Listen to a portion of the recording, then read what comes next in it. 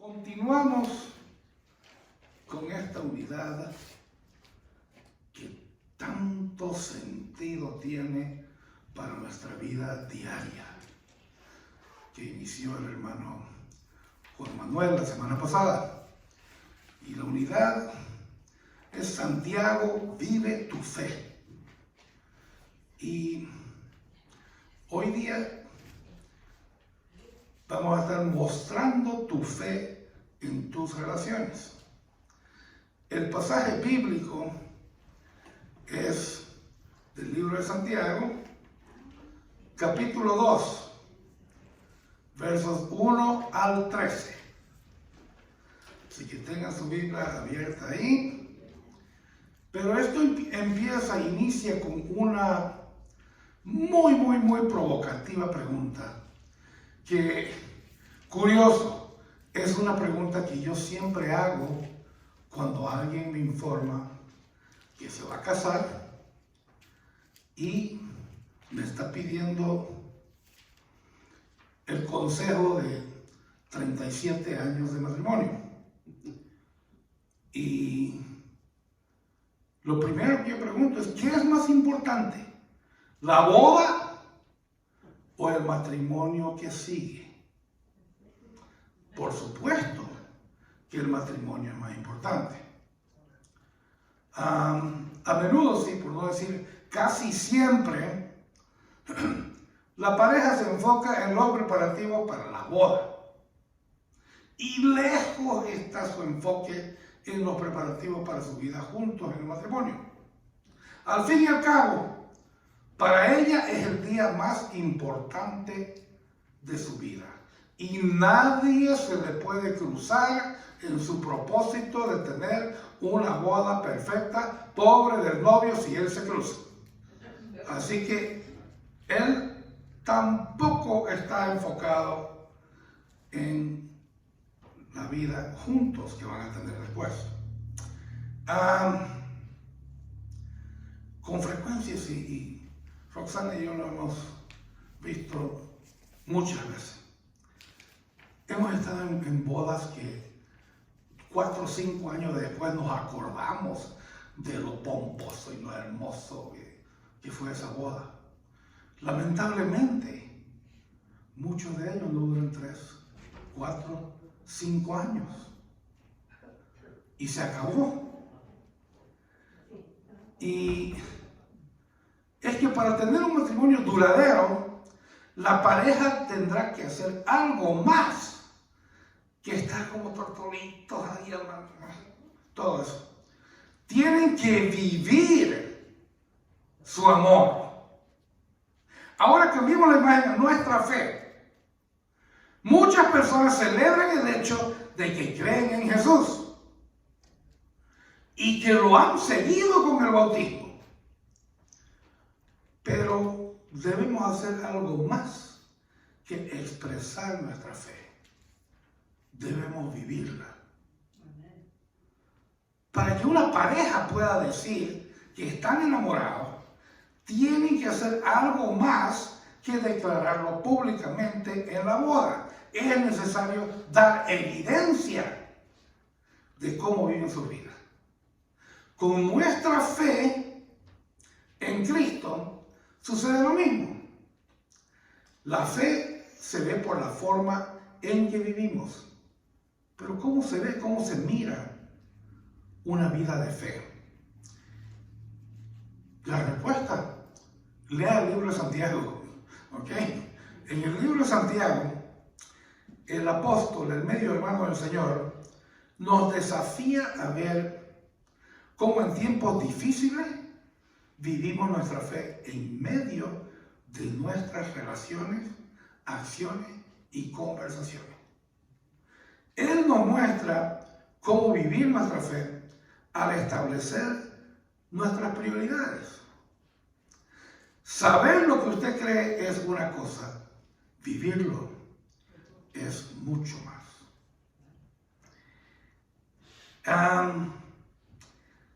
Al pasaje este y lo que vamos a compartir hoy día, se le llama, o le vamos a llamar, no juguemos al favoritismo. ¿Ok? El prejuicio es mucho más común de lo que debiera ser entre aquellos que están de acuerdo de que todos somos creados iguales. Ya sea que las distinciones que hacemos sean raciales, socioeconómicas, religiosas o políticas, muchas veces tratamos a la persona de manera diferente porque no son iguales a nosotros, o peor aún, no pueden hacer algo por nosotros. Hay prejuicios que, porque son expuestos una y otra vez por las redes sociales y medios de comunicación, los podemos palpar, los podemos ver a la milla y los podemos criticar. ¿Ya? Tal es, por ejemplo, el prejuicio que supuestamente tienen, digo supuestamente porque los pintan a todos con la misma brocha. Supuestamente tiene la policía, no algunos policías, sino la policía, contra el negro y el hispano. El momento en que un policía anglosajón no puede ni mirar por 3 segundos de una forma chueca a un moreno o a un hispano, y ya le caen todos los medios de comunicación encima y empiezan a rodar los videos y todo. Mi punto, sí hay prejuicio ahí, pero no es el único. No es el único prejuicio, y muchos no lo vemos y no lo reconocemos como tal. Por ejemplo, yo puedo decir la palabra árabe y automáticamente en muchos se remonta su mente a septiembre 11 del 2001 y empiezan a afilar, ¿ya?, todo lo que van a decir contra el terrorismo, solamente porque dije la palabra árabe. En los medios de comunicación, en programas como Sábado Gigante, ¿ya?, pero hay otros. Veíamos ahí a Don Francisco y a muchos de sus personajes, y en otros programas también, no es el único, abiertamente hacer burla de los asiáticos. ¿Ya? Mi punto es de que muchas veces no lo vemos la discriminación como tal. La discriminación hacia gente que no es igual a uno está en todas partes.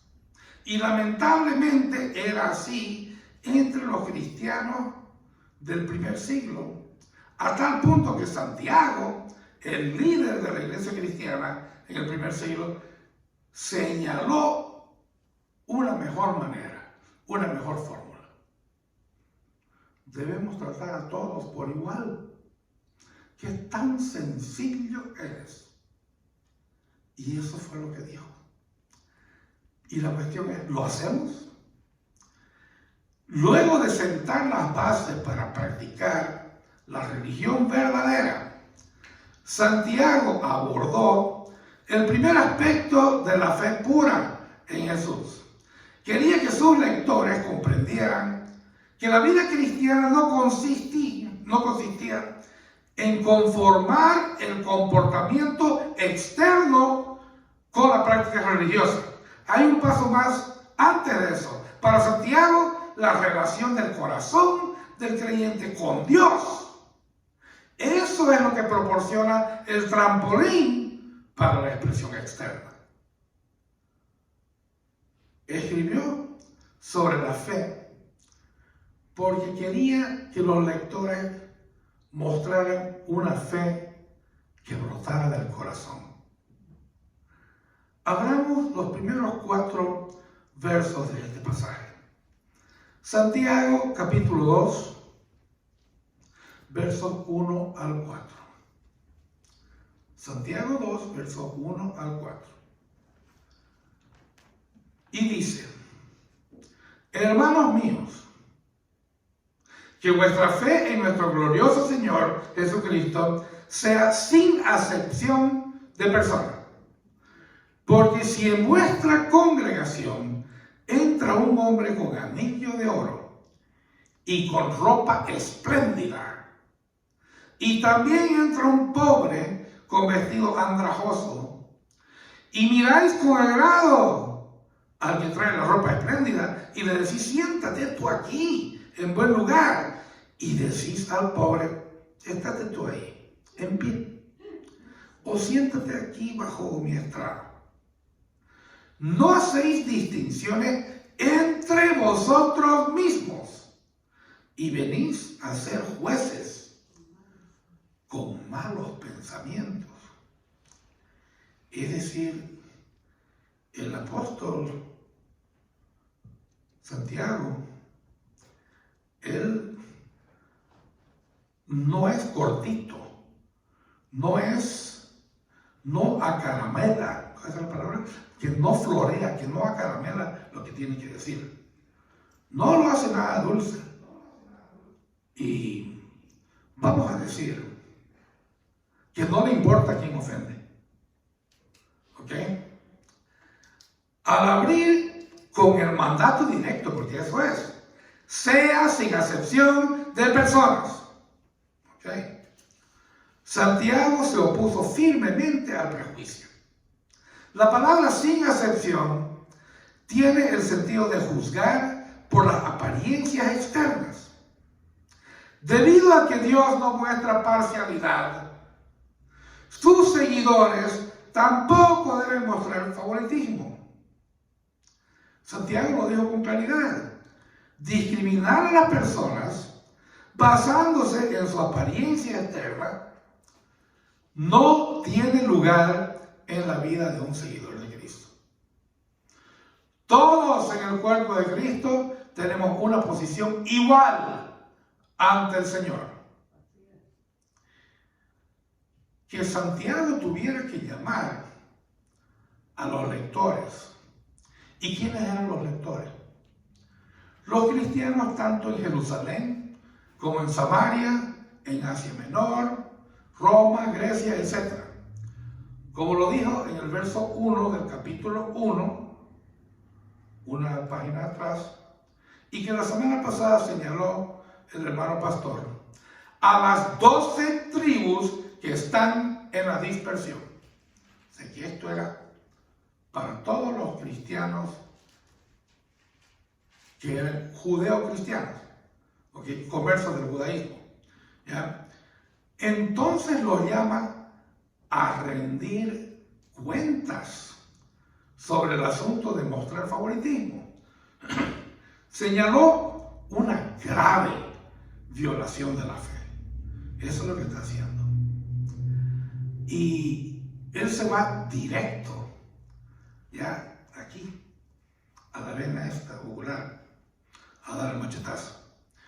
Ya dice, Santiago muestra un caso probable de favoritismo injusto durante una reunión cristiana al comparar el trato de un individuo rico con el trato a una persona pobre. El hombre mostraba todo lo que lo hace ver rico. Debía tener la apariencia de un hombre de negocios muy exitoso, mostrando una riqueza extravagante. Y lo peor es que tal vez con la intención de recibir un trato especial. Y yo conozco gente así. En otras iglesias he visto eso. Mostrando una riqueza extravagante porque quieren recibir un trato especial. El hombre pobre venía con un vestido andrajoso. Esto es lo curioso. Es probable que la mayoría de los miembros de la iglesia pertenecían a esa clase más pobre. Irónicamente, Santiago vio que la comunidad de creyentes trataba a uno de los suyos con desprecio, mientras trataba con reverencia a alguien que probablemente los oprimía. Santiago estereotipó al hombre rico. Si el hombre rico era miembro de la iglesia o si estaba de visita, eso no parece preocuparle a Santiago. ¿Ya? Verso 3. Santiago continuó describiendo cómo la iglesia respondió a ambos hombres. La frase miráis con agrado. Santiago solo la utilizó en la respuesta al hombre rico. Honraron al hombre rico por lo que representaba su atuendo. Le extendieron la oferta de un buen lugar para sentarse, mientras que le decían al pobre, estate tú ahí de pie, o aquí al estrado de mis pies. En lugar de un asiento de honor al hombre pobre, se le asignó un lugar de deshonor. Esta ilustración hoy en día habla a voces, al igual que cuando Santiago lo escribió. Todavía tenemos dificultad para saber cómo acomodar a alguien vestido de mala manera y que necesita un baño. Y lo digo por experiencia. En la iglesia anterior en que Roxana y yo íbamos,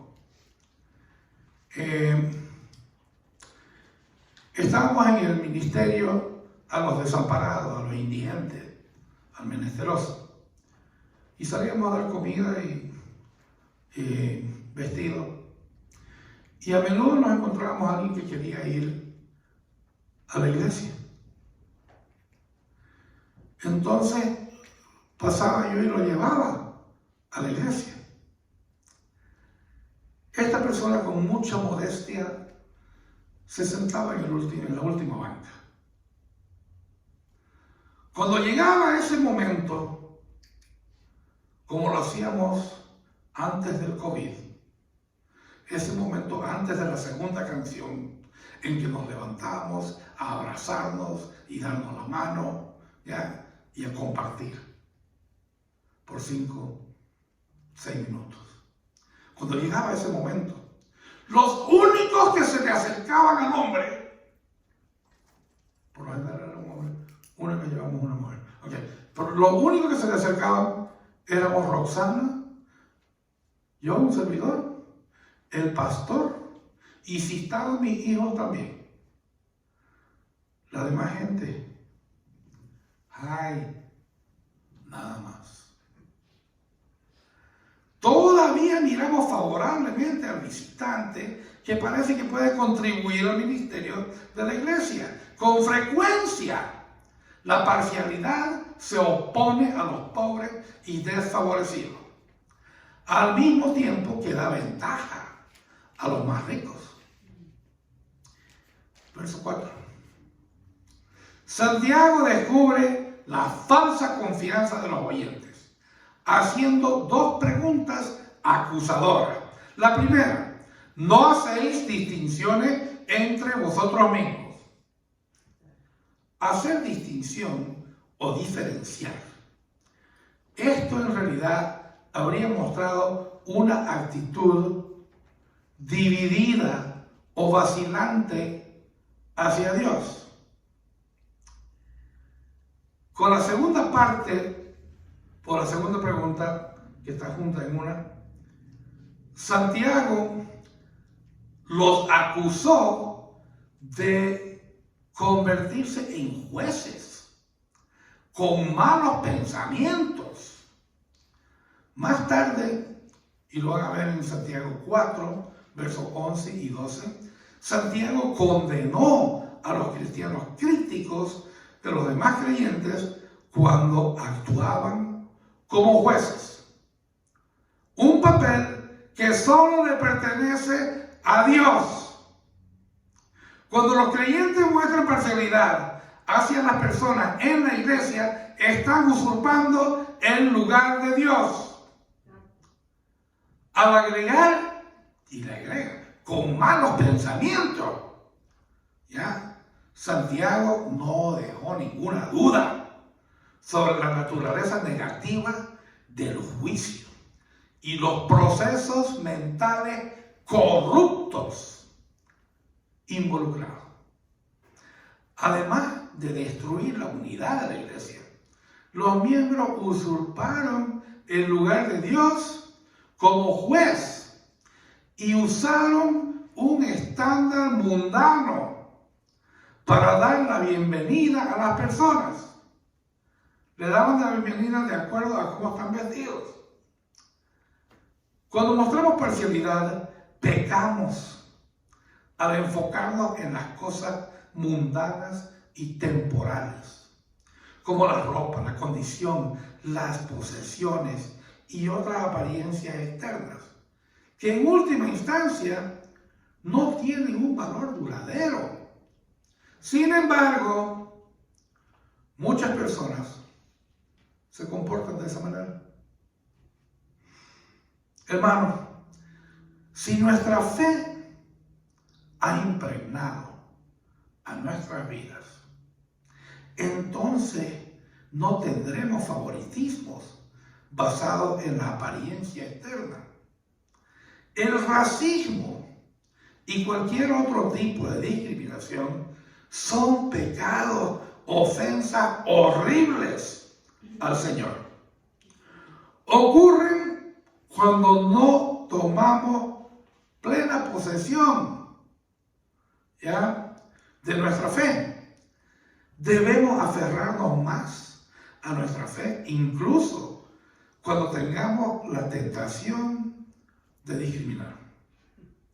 El objetivo no es el cambiar nuestra discriminación de un grupo a otro, sino dejar de hacerlo por completo. Vivir sin favoritismos requiere que mantengamos nuestra fe mientras seguimos mirando a Dios y confiando en Él. En los siguientes versos vamos a ver que tampoco debemos jugar al favoritismo, descartando a quienes Dios desea usar. Veamos los versos 5, 6 y 7 de Santiago 2. Hermanos míos amados, oíd, no ha elegido Dios a los pobres de este mundo para que sean ricos en fe y herederos del reino que ha prometido a los que le aman. Pero vosotros habéis afrentado al pobre. ¿No os oprimen los ricos? ¿Y no son ellos los mismos que os arrastran a los tribunales? ¿No blasfeman ellos el nombre que fue invocado sobre ustedes? No le hace nada bonito Santiago, lo dice como es. Verso 5, veámoslo. Ahora se lanza en una serie de preguntas con la intención de hacer que los lectores se retorcieran sobre su favoritismo abierto hacia los ricos, mientras descartaban a los pobres. Santiago tenía la intención de que sus lectores prestaran atención a lo que él decía, asimilaran el significado de sus palabras y tomaran medidas. Y esto es lo que cada pastor desea al preparar un mensaje a ser predicado. Esas tres cosas. La primera pregunta de Santiago: ¿no ha elegido Dios a los pobres de este mundo? Su respuesta anticipaba un sí. Suponía que los lectores conocieran a personas pobres que habían recibido a Jesús. El mundo solo veía su pobreza, pero el Señor conocía su exaltación final como herederos del reino. Qué hermoso. Versículo 6a. La primera parte del verso 6 debería de haber sido acoplada como última parte de la pregunta en el verso 5. Tiene más sentido de esa forma, al estar unidos para mostrar el contraste entre Dios eligiendo a los pobres, mientras que la comunidad mesiánica favorecía a los ricos. Santiago dejó en claro su propósito. Dios escogió a los pobres, mientras que la iglesia había desacreditado públicamente, maltratándolos y favoreciendo a los ricos.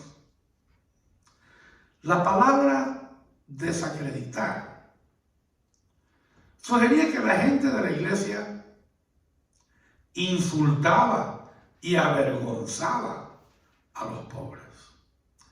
Al actuar de esa manera, la iglesia se convirtió en jueces falsos, porque no seguían las normas de Dios para honrar a los pobres. Desacreditar a los pobres descalifica a las personas que Dios ha elegido usar. Versos 6b y 7. Santiago detalló 3 cargos contra los ricos. La pregunta espera una respuesta afirmativa. La primera acusación, la opresión, significaba presionar hacia abajo o gobernar sobre ellos. ¿Ya?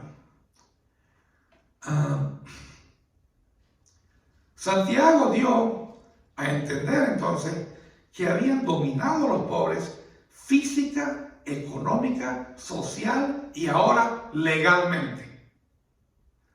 Los pobres de la iglesia, que habían esperado una mayor riqueza y respeto, cayeron en la trampa de los ricos al atenderlo. Santiago quería que los pobres reconocieran que los ricos los habían explotado. Necesitamos protegernos contra la tendencia de enamorarnos de la riqueza que otros poseen. El segundo cargo, el de los ricos, que os arrastran a los tribunales, se relaciona con el primero. Esto podría referirse a llevar a un deudor pobre a los tribunales. Es probable que Santiago dedujera que los ricos usaron su influencia con los tribunales para asegurar fallos favorables contra los pobres.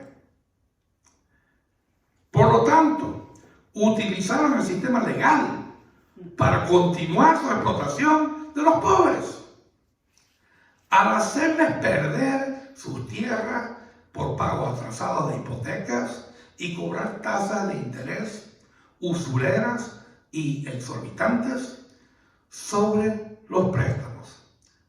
Los ricos no solo intimidaron a los pobres oprimiéndolos, sino que también, tercer cargo, blasfemaban el nombre de Dios, el nombre de Jesús específicamente. El concepto de invocar el buen nombre sobre una persona indicaba posesión o una relación en particular, una relación con Dios. En el bautismo invocaban el nombre de Jesús sobre ellos. Por lo tanto, blasfemaban el nombre, y esto representaba un ataque a su identidad en Cristo y difamaba cualquier asociación con su nombre.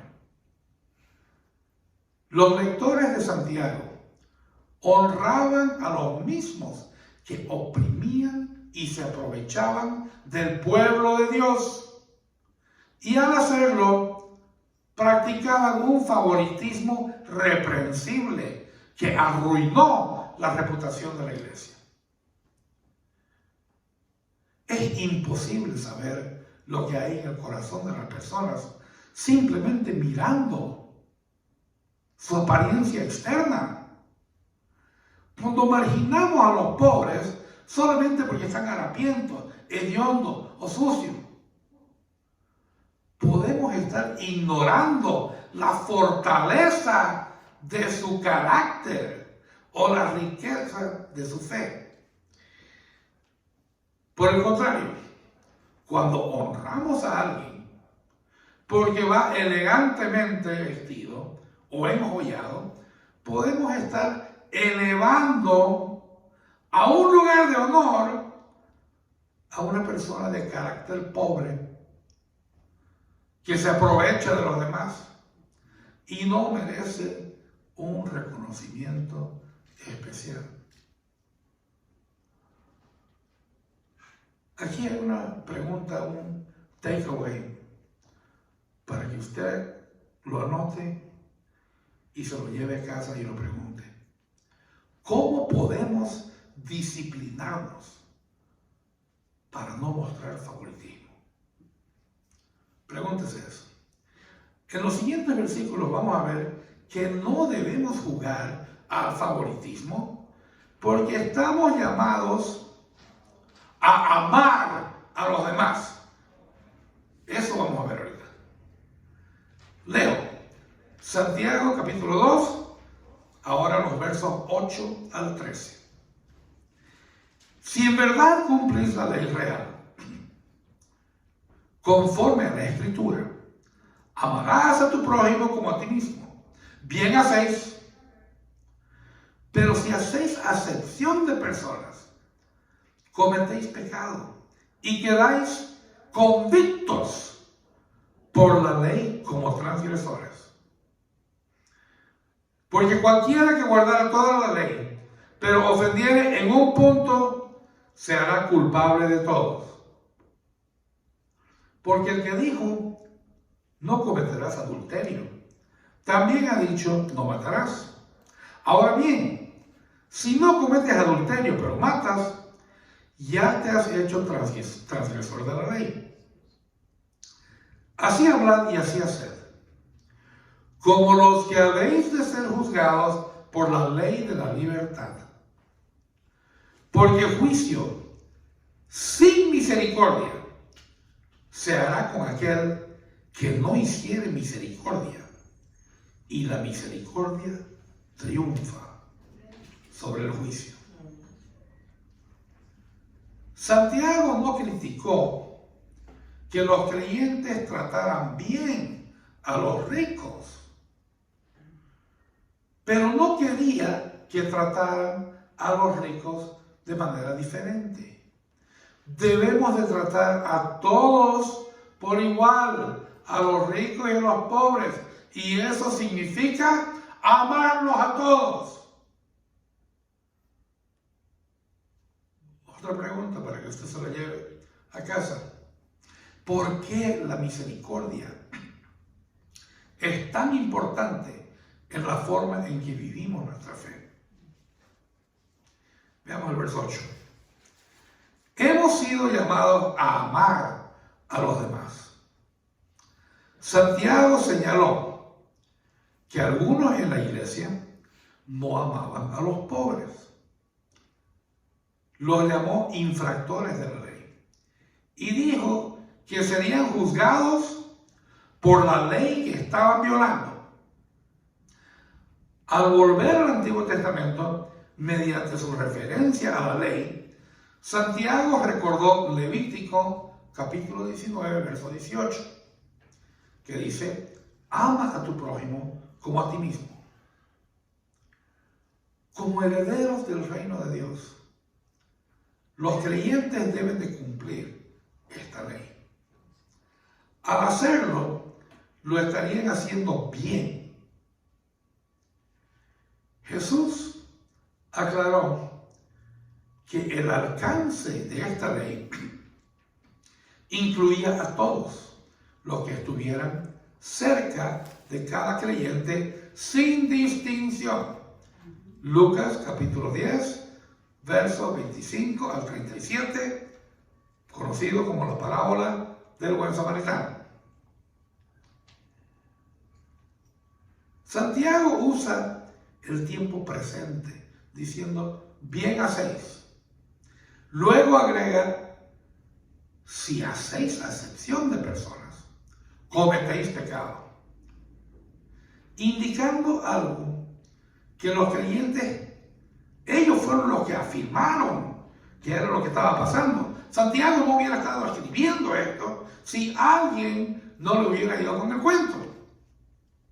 O sea que fueron los mismos oyentes, los mismos lectores, los que habían estado de acuerdo con esto. ¿Ya? Sin embargo, Santiago los acusó de mostrar parcialidad. Santiago comparó dos declaraciones condicionales. Si realmente cumplías con la ley real, entonces lo estaban haciendo bien. Pero si mostraban favoritismo, entonces estaban pecando. Mostrar favoritismo no era un descuido, era intencional. No era un descuido. Y significaba cometer pecado. Toda la iglesia, se convirtió en cómplices del acto pecaminoso del favoritismo. Sabían que debían amar a los demás como se amaban a sí mismos. Como no estuvieron a la altura de la ley real, violaron los mandamientos específicos de Dios y transgredieron los límites que Dios estableció. Versos 10 y 11. La congregación tenía la idea errónea de que cometer lo que podrían considerar pecados menores de favoritismo y discriminación no le importaba tanto a Dios como cometer ofensas más grandes. Un rato. ¿De quién es esa economía? Esa es la economía nuestra. La economía del Señor es totalmente diferente. ¿Ya? Un pecado, you're out. ¿Ok? Santiago dijo que el que tropieza al romper un aspecto de la ley se hace culpable de todos. No debemos usar ese versículo como una forma de justificar nuestra incapacidad para evitar pecar y rendirnos, tirar la toalla. No podemos decidir que dado que no podemos cumplir la ley perfectamente, entonces podemos dejar de intentarlo. Santiago ofreció dos ejemplos extremos de quebrantar la ley de Dios: adulterio y asesinato. Tal vez anticipó él una respuesta justificada de alguien que dijera: puedo ser culpable de mostrar favoritismo, pero al menos soy fiel a mi esposa. Entonces, Santiago está incluyendo el asesinato para implicar que cometer parcialidad equivale a asesinar. Santiago quería asegurarse de que sus lectores vieran que mostrar parcialidad era significativo, así como el adulterio y el asesinato son grandes pecados. Mostrar favoritismo o asesinar coloca al individuo en la misma condición. Él o ella es un infractor de la ley. Versos 12 y 13. Luego de solidificar su afirmación de que aquellos que muestran favoritismo son infractores de la ley, Santiago volvió a exhortar a su audiencia: así hablad y así haced, como los que habéis de ser juzgados por la ley de la libertad. Hablar y actuar cubre las interacciones de las personas con los demás. Serían juzgados por todo lo que habían dicho o hecho. Escribió con la certeza de la sentencia. La discusión de Santiago sobre el juicio incluyó la pequeña frase de la ley de la libertad. Ok, tangente. ¿Qué es la ley de la libertad? La ley de la libertad. La ley que conocían los judíos que no habían llegado a Cristo era la ley mosaica, la ley de Moisés. 613 mandamientos. La ley de la libertad, por la cual nosotros somos juzgados si amamos a todos. Okay. Es de no ser juzgados por la ley de Moisés. ¿Ya? Pero al mostrar favoritismo, estamos entrando en violación directa del mandamiento de amar al prójimo como a nosotros mismos. Entonces, al hacer esto, ya no seríamos juzgados por la ley de la libertad, sino por nuestras acciones, por lo que hemos dicho, por lo que hemos hecho, ya que transgredimos la otra ley. Entonces,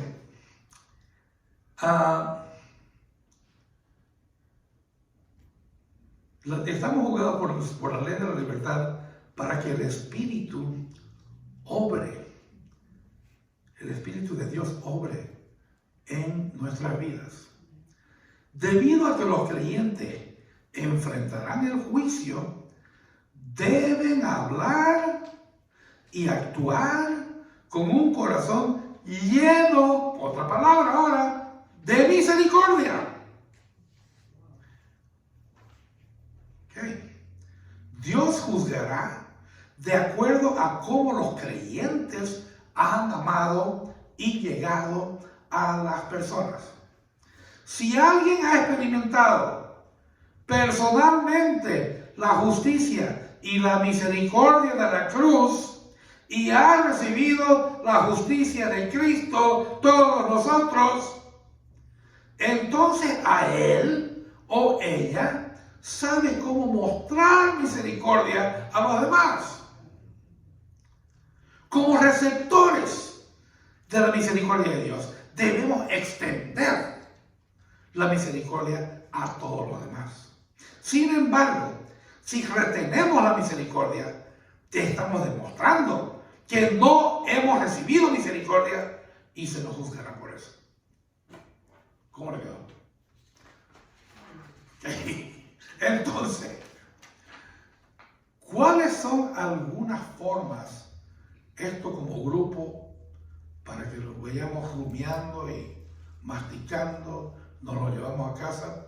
¿Cuáles son algunas formas en que nuestra congregación evita el favoritismo y muestra amor? Okay. Relaciónese, salude a los que no conozca, sonría, haga contacto visual, pídale sus nombres. Ay, como los recuerdo, mis hermanos, los nicaragüenses, ¿ya? Que ellos sí nos llamaban y todo cuando recién habíamos llegado a Rosario. Invite, Es probable que tenga amigos y conocidos que no encajen en nuestra iglesia. ¿Quién es usted? ¿Quién soy yo para juzgar eso? El Señor es el que va a juzgar. Amén.